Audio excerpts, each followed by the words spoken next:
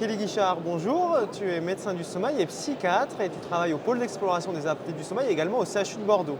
Régis Lopez, bonjour. Tu es médecin du sommeil et psychiatre également. Tu travailles à Somnoplus et également au CHU de Montpellier. Alors, votre spécificité tous les deux, c'est d'avoir un pied au CHU, mais également en pratique libérale. Et ça a été l'objet d'un atelier que nous avons réalisé ensemble pour essayer d'aborder la sémiologie psychiatrique. Alors, Régis, quelle était la spécificité d'approche de cet atelier?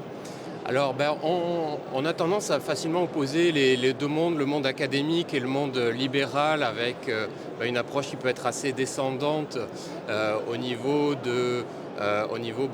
notamment au travers du prisme de la sémiologie et des outils qu'on doit utiliser et qui n'arrivent pas toujours à notre pratique libérale. Et ce qu'on voulait illustrer avec Kelly, c'était à quel point on peut apporter beaucoup de richesses, et notamment au travers de notre expérience clinique de données en vie réelle, et de comment on pouvait faire remonter ces expériences-là au niveau académique pour pouvoir développer des outils de sémiologie qui soient plus performants et plus proches de la réalité de nos pratiques.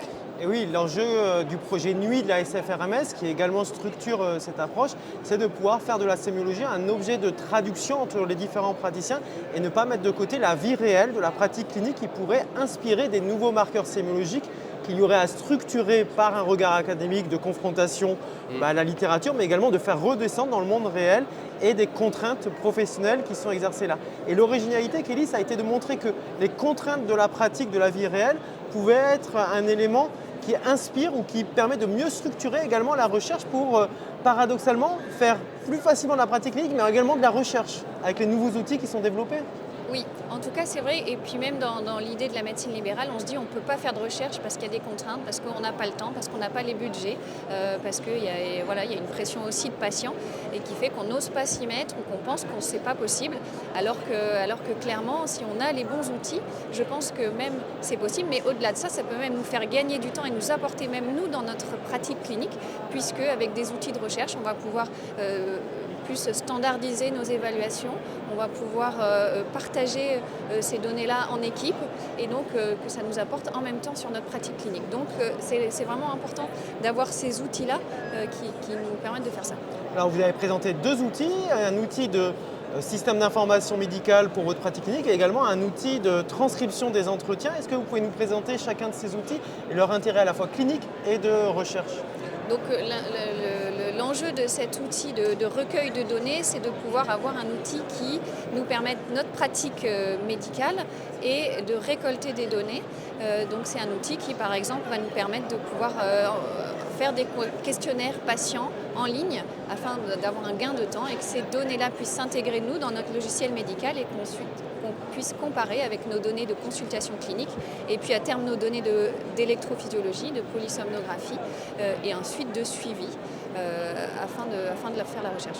Donc des systèmes d'intégration de la sémiologie que les patients peuvent rapporter, des données polysomnographiques pour faire des courriers en temps réel quasiment avec le patient et également de faire des bases de données et également des outils qui permettent là de manière très originale de retranscrire la consultation et peut-être d'isoler du verbatim lui-même de la sémiologie innovante pour la médecine du sommeil. C'est tout à fait ça. C'est un outil qui est basé sur l'intelligence artificielle qui a été développé pour permettre aux médecins de ne plus avoir à taper les notes de ces consultations et de pouvoir générer un compte-rendu automatisé qui est basé sur l'échange et le verbatim avec le patient. Et tout l'intérêt de cet outil-là a d'abord été porté sur le fait de faire gagner du temps aux praticiens dans son quotidien. Mais on se rend compte qu'on a une richesse incroyable de transcription automatique de tous les entretiens médicaux. Ça ne demande absolument aucun temps supplémentaire aux praticiens que d'enregistrer ces consultations pour après extraire dans ces verbatims-là justement toutes ces informations, toutes ces unités sémiologiques qui s'échangent dans la consultation et pas sur des questionnaires qui nous sont imposés.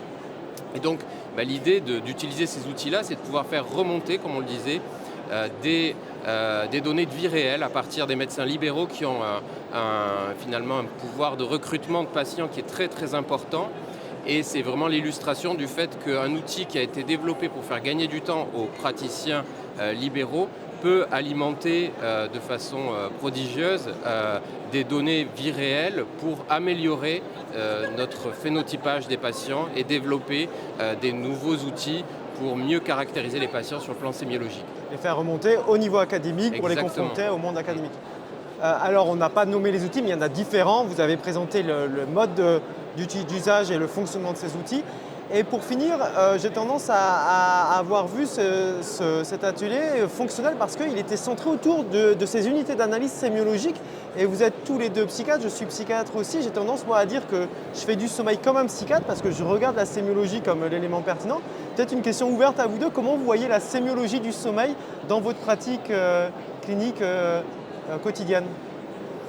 Alors, effectivement, on fait du sommeil comme les psychiatres et on a la chance dans nos équipes respectives de travailler aussi avec des pneumologues, avec d'autres spécialités qui sont plus dans le biomarqueur objectif. Et je trouve que l'apport qu'on a, nous, en tant que peut-être psychiatre, ou en tout cas de médecins du sommeil plus sensibilisés à la sémiologie, c'est justement d'aller au-delà de toutes ces métriques de prise de décision, l'IAH, des données basées sur la polysomnographie, et toujours d'aller demander, d'aller toujours revenir en fait aux symptômes, à la clinique, de dépasser l'échelle d'Epworth, qui est l'outil d'évaluation de la somnolence des pneumologues. On dit tout le temps, non, il faut aller au-delà de ça, la somnolence est bien plus riche que ça. Et donc, oui, je pense que notre spécificité, peut-être nous en tant que psychiatre, c'est vraiment d'aller ramener des éléments basiques, la plainte du patient, les symptômes, en complément des examens. Et c'est vrai que ça apporte beaucoup de richesse sur les prises de décision thérapeutiques qui vont être basées plus sur l'impact, le retentissement, les symptômes et non pas que sur les mesures objectives. Et oui, je te rejoins tout à fait, Régis. Je pense qu'en médecine du sommeil, la sémiologie, elle est centrale pour prendre des décisions thérapeutiques et qu'en psychiatrie, on est habitué à cela. Et c'est en ce sens que je pense que c'est un atout aussi et une aide. Donc la sémiologie de la médecine du sommeil au centre des pratiques cliniques, des nouveaux outils innovants et également de l'approche centrée patient avec le fait que ça puisse à la fois être un indice de physiopathologie, d'indicateur pronostic et thérapeutique, mais également de ce que le patient vit avec sa maladie. Donc merci beaucoup et à bientôt sur le Somno Live.